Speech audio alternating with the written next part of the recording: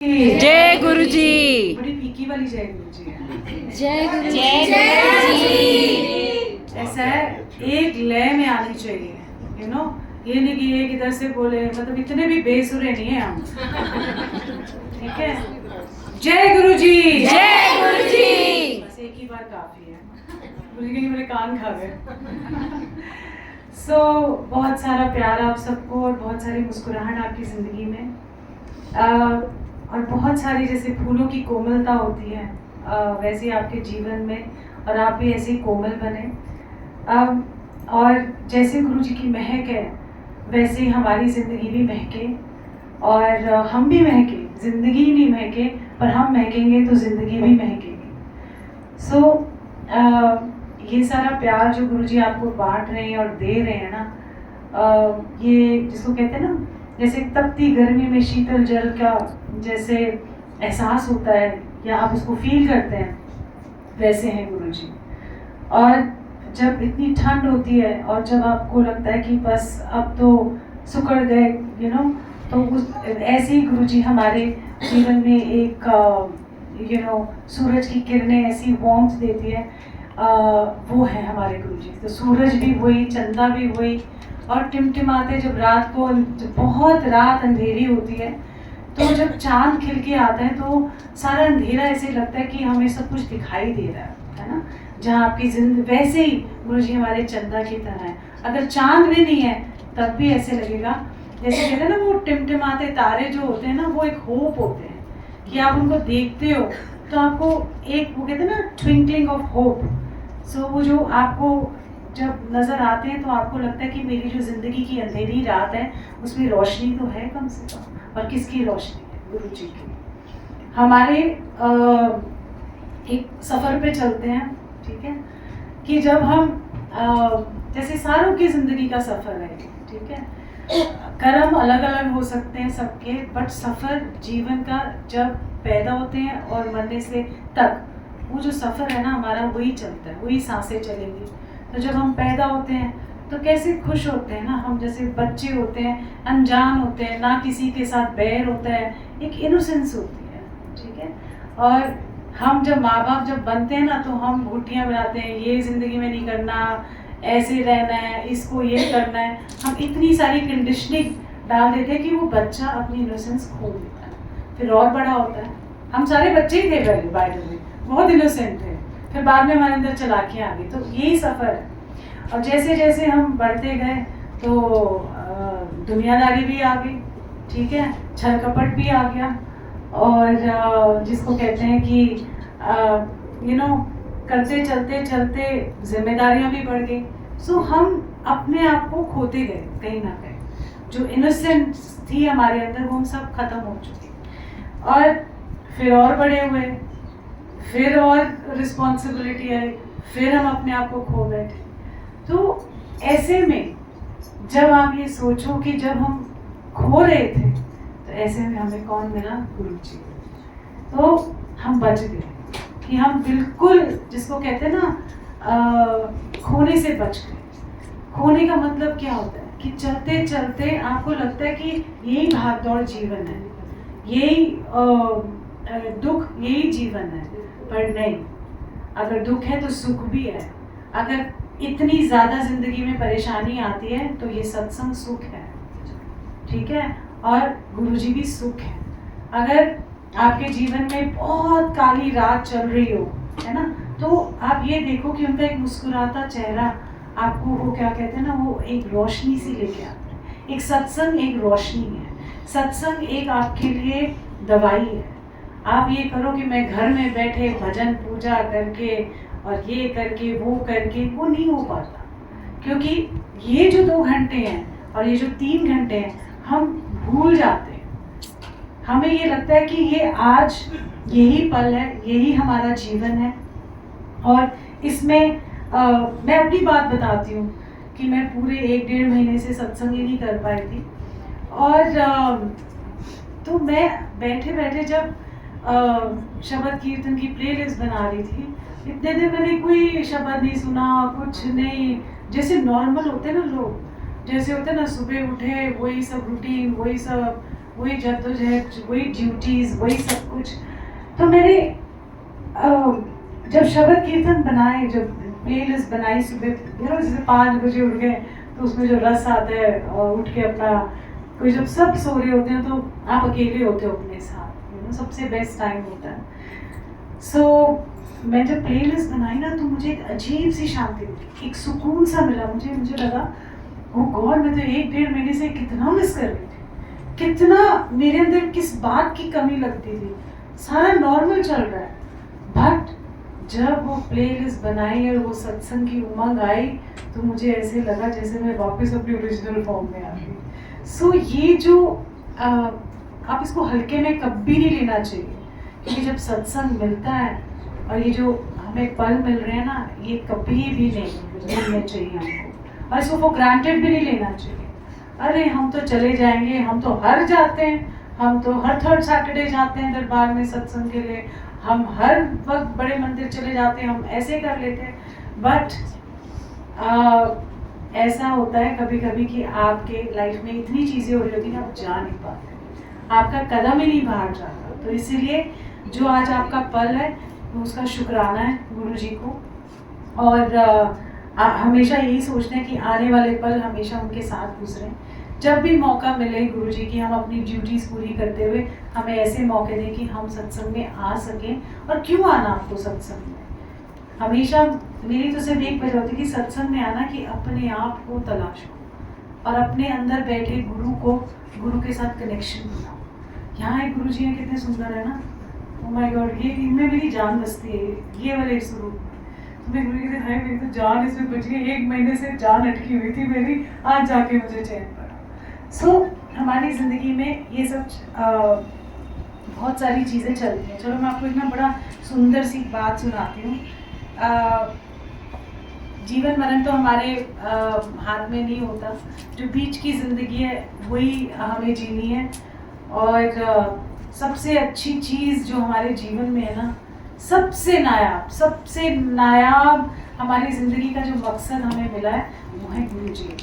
अगर ये ना होते ना, मैं बता रही हूँ, हमारी नॉर्मल रूटीन तो सबकी दुनिया की चल रही होती है, पर ये जब से हमारी ज़िंदगी में आया ना, तो नॉर्मल रूटीन भी ना, और एक किसी का फ़ोन बज रहा है,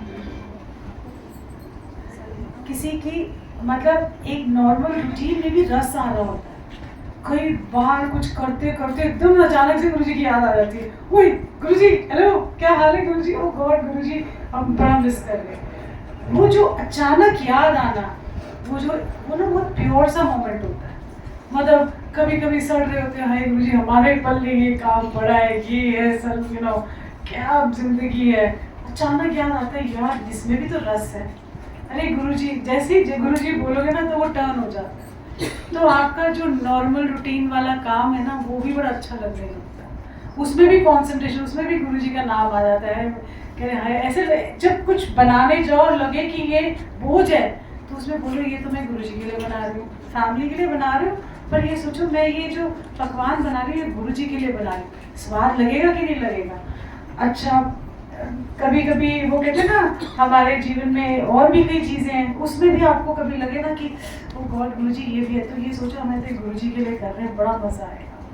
सो जब भी आप जाओ ना, जब भी ऐसी चीज़ें आए ना, तो जिस टाइम आप सोचो कि ये तो मैं गुरुजी के लिए कर रही हूँ, उसी टाइम उसकी जो क्या कहते हैं मंडेननेस जिसको हम कहते हैं, वो ख़त्म हो जाती है, तो एक स्पेशलिटी आ जाती है, स्पेशल हो जाते हैं। तो ऐसे ही मैं आपको एक सत्संग सुनाती हूँ कि गुरुजी की जो लीलाएं होती हैं वो हम नहीं समझ सकते। ये तो हमने अभी देखी हैं चीज़ें, आई थिंक 2012 की बात है। हम आज मैं लाना था ऋषिकेश वाली एल्बम में भूल गई लाना, अगली बार लेके आऊँगी पक्का। तो पहले इसका सत्संग सुन लो, फिर अगली बार जो वो एल्बम देखोगे तो आपको पता लगेगा कि क्या था सत्संग वो। अब 2012 में संगत तो थी, बट इतनी सारी संगत नहीं थी कि जैसे आज तो जैसे वो ना भर भर के आती है सत्संग, तो संगत आती है, तब भी आती थी बट इतनी नहीं थी, जैसे अब बढ़ गई है संगत। हर शहर, हर छोटे छोटे कस्बों में भी गुरुजी हैं। कहाँ मैं सोचती हूँ, अरे यहाँ भी है, वहाँ भी है। अच्छा, सो तो हम 2012 में ऋषिकेश में सत्संग था और हमारी जब मैं गई सत्संग की वो जो जगह देखने के लिए, पहले मैंने बोला ऋषिकेश में, क्योंकि वहाँ संगत नहीं थी कोई, और अकेले जाके मतलब किसको बुलाओगे, क्या करोगे, कैसे करोगे। एनीवे हम गए तो मुझे रघुवीर अंकल ने बोला था कि ऋषिकेश में सत्संग करना है। मैंने कहा कहाँ जाएंगे वहाँ पर, कहते करना तो है ही, पर चल के देखते हैं। तो हम लोग गए ऋषिकेश में रेकी करने के लिए। तो हम पहुँचे, जिस दिन हम पहुँचे शाम को उस दिन, और मैं मन में सोच के गई थी कि 12 फरवरी का सत्संग करेंगे, और हम गए थे दिसंबर में, तो काफ़ी टाइम मिल जाएगा अगर तैयारी करनी है या जो भी करना है। सो हम वहाँ गए तो शाम को देर हो गई थी, तो हम सुबह मैंने बोला सुबह बुकिंग करा लीजिए। और मेरे मन में था कि मैं ना एक स्वामी राम की बुक पढ़ के देखी। मुझे बुक्स में बस शुरू से थी, पहले जब स्वामी राम थे तो मैं सोचा है इनकी भी तो, ये भी चले गए, मेरा गुरु कौन बनेगा, ओशो भी चले गए, और वो कौन मेरा गुरु बनेगा। मैंने कहा अभी तक लाइफ में गुरु ही नहीं बनना, पर ये नहीं पता था कि वो आएंगे मेरी ज़िंदगी में। सो मेरा मन था कि मैं ना टाट वाले बाबा ना, वो ऋषिकेश में है, टाट वाले बाबा और जटाधारी थे, वो कभी ओल्ड नहीं हुए, हमेशा यंग रहे। तो मेरे को लगा कि मेरे को ना वहाँ जाके उनके दर्शन करना है। ऐसे दिमाग में दिमाग कैसा होता है क्या बोल सकते हैं। तो मैं तो टाट वाले बाबा के दर्शन करने, तो हम सुबह सुबह निकले। और देखो आपको कौन कहाँ मिलेगा आपको नहीं पता, तो इसलिए मैं आपको ये सत्संग सुना रही हूँ कि क्योंकि ये गुरु जी के चोले छोड़ने की बात है। तो मैं भी आपके जैसे उसी नाव में हूँ, जैसे कि आप हैं वैसे भी मैं ही हूँ। क्योंकि जब गुरु जी चोले में थे तब के सत्संग लोग कहते हैं ये है, बट जो सत्संग आपके साथ बाद में का और मेरे साथ भी हुई बाद में का, तो हम सेम ही नाव में हैं, ठीक है। ये मत सोचना हूँ और ये गुरु जी से मिली है तो ये स्पेशल है, नहीं हम आम ही ठीक है, हम ऑर्डिनरी ठीक है, स्पेशल नहीं बनना हमको। हम खास बनेंगे तो लोग पूछेंगे अरे खास है, तो चने के पेड़ पे या झाड़ पे चढ़ा देंगे, फिर वो ऐसे ऐसे हिलाएंगे, नीचे बंदा गिर ही जाएगा, कहेगा हाय ऐसे लग गिर। नहीं सॉरी थोड़ा डाइवर्ट हो गई। सो वहाँ सुबह हम लोग निकले, नहाए भी नहीं थे, ऐसे मैं टाट वाले बाबा के दर्शन करें। तो पूरा निकलते निकलते हम ऊपर जब पहुँचे तो एक शिवलिंग था रास्ते के बीच में, और बड़ा सारा सुंदर सा, और पहाड़ी पे ऊपर जाना था। तो हमने कहा पता नहीं कहाँ पर है, तो एक साइड में पंडित जी बैठे थे और एक बाबा बैठे थे। हमने उनसे पूछा, तो वो मैं पंडित जी से पूछा, मैंने कहा ये टाट वाले बाबा की समाधि कहाँ है। तो वो कहते हैं कि वो तो कुछ बोले नहीं पंडित जी। उनके साथ जो बाबा जी थे योगी जी थे, मतलब वो नॉट ये हमारे योगी जी, सो जटाधारी थे वो, तो वहाँ बैठे हुए। तो वो कहते हैं मैंने कहा उनको कहते थे भूतनाथ की गुफा। तो कहते हैं कि नाथों का तो पता नहीं, भूत बहुत थे मेरे। मैंने कहा है तो पंजाबी में। सो ये बात करते करते मैं जब फिर मैंने बोला अच्छा, कह रहे फिर कितने, मैंने कहा वहाँ जाना है। कहते हैं ऐसा है कि बहुत सारे लोग आते हैं, भूतों के दर्शन ही होते हैं, नाथों के तो होते नहीं यहाँ पर। मैं कहा अच्छा जी। फिर हम वहीं टाट लगा के, अब देखो उन्होंने टाट लगाया, हम वो सड़क पे बैठ गए, वो तरपाल सी होती है ना वो बिछाई और वो टाट पे बैठे। अब हम बैठे तो उन्होंने जिन प्रेम किए तिन प्रभ पायो, वो पूरे शब्द कीर्तन के जितने दो लाइनें थी वो बोलते गए। और फिर उन्होंने अपना ये खोला और जटाएं आपने निकाली, ये लंबी उनकी जटाएं। अच्छा उस टाइम में आपको कुछ समझ में नहीं आता, आप बस सुनते हो। और वो बहुत सारी चीज़ें उन्होंने मुझे बताई, ये है बहुत सारी चीज़ें, बहुत सारी। और मैं तो वहीं बैठ गई, मैं तो मुझे तो जाने ही ऊपर टाट वाले बाबा। और वो पंजाबी में मुझे कितनी सारी बातें बताते गए, चाय प्रसाद भी लिया। और कहते देख ये जो बाहर इतने आश्रम बने हैं ना, ये ना घर छोड़ के आए थे। कह रहे एक घर छड़ के आए सी, दुनिया पूरी फैमिली छड़ के कि ऐसा जीवन है। कह रहे यहाँ के फिर फंसते, एक जंजीर उतारी और इतने बड़े बड़े आश्रम खोल लिए और फिर जंजीर में फंस गए। मैं कहा अच्छा। कह रहे सानू देखो एक मेरे पास एक देगची है छोटी सी और एक कंबल है, और मैं जहाँ जाता हूँ खुले आसमान में आग जला के अपना खाना बनाता हूँ, खा लेता हूँ। और लोग बाबाओं को कंबल बांटते हैं, मैं सारों को बांट देता हूँ, मुझे तो एक ही चाहिए।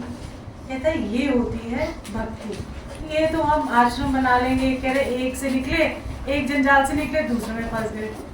सो बहुत सारी उन्होंने ऐसी बातें बताई। और फिर एक बात उन्होंने बड़ी अच्छी कही जाते टाइम, कहते जब संजोग होते हैं ना, जब संजोग होंगे तभी मेल होता है दो गुरु प्यार।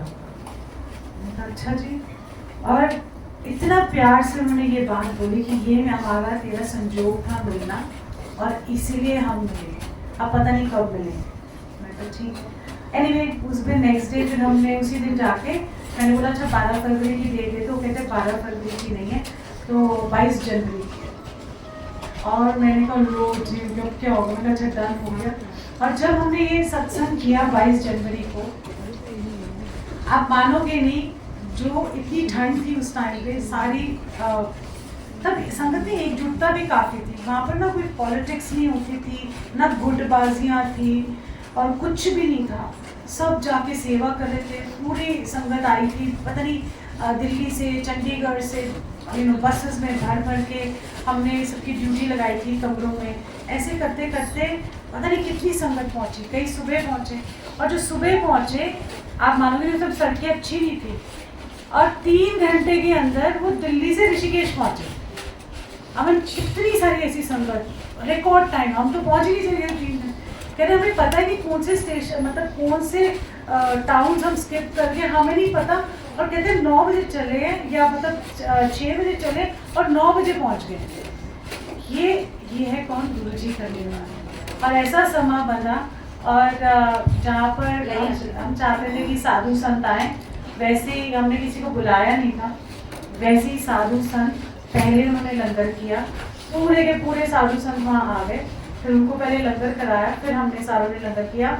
बहुत सारे फॉरेनर्स आए, बहुत सारे जापानीज आए, और ऐसा रूहानी सा बन गया था कि मतलब आई थिंक 800-900, हमने तो 350 का अरेंजमेंट किया था।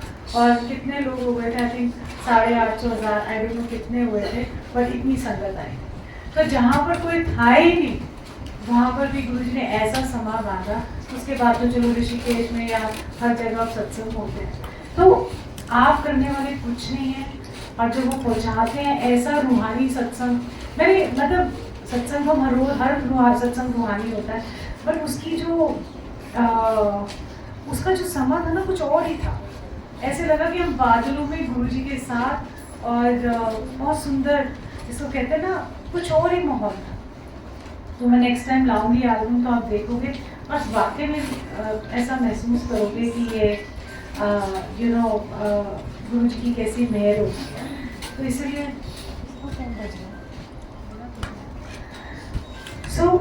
आपकी लाइफ में जो जो भी चल रहा होता है, और उस टाइम पे भी इतनी जद्दोजहद थी,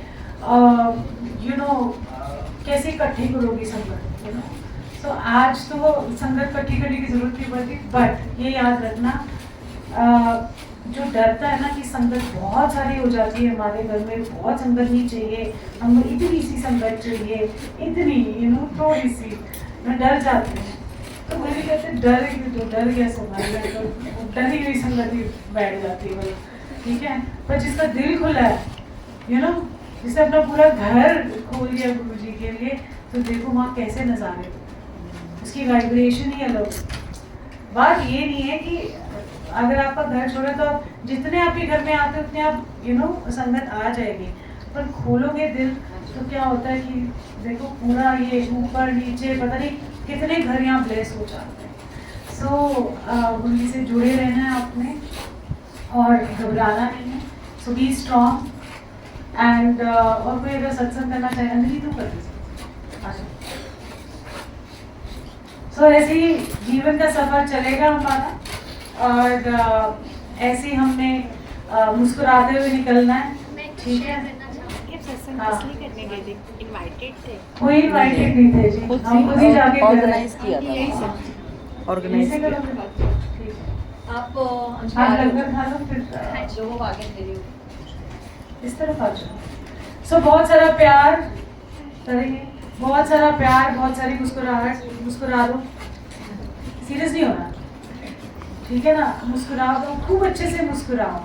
मैं तो खुद ही बड़ी खुश हूँ आज सत्संग में आके, मुझे ऐसे लगा मेरी दवाई मुझे मिल गई, कितना मुझे ऐसे लगता है मेरी जिंदगी ना फीकी सी हो गई है, मतलब something is missing in my life and what is, गुरुजी तो है ही हमारी जिंदगी में, बट जो सत्संग में वो फील होते हैं ना, गुरुजी को ऐसे चलते फिरते हैं, गुरुजी बोला हाय गुरुजी क्या हाल चाल है, ये सब हो रहा है, बट ये जो एहसास वाली फीलिंग है ना, ये जो 2 घंटे 3 घंटे 4 घंटे वो एहसास देते हैं ना, वही बहुत सारा हो जाता है हमारे लिए, है ना। सो जय गुरु जी, बहुत सारी मुस्कुराहट आपकी ज़िंदगी में और बहुत सारी खुशियाँ और बहुत सारा प्यार, खूब सारा भर भर के। जय गुरु जी। जय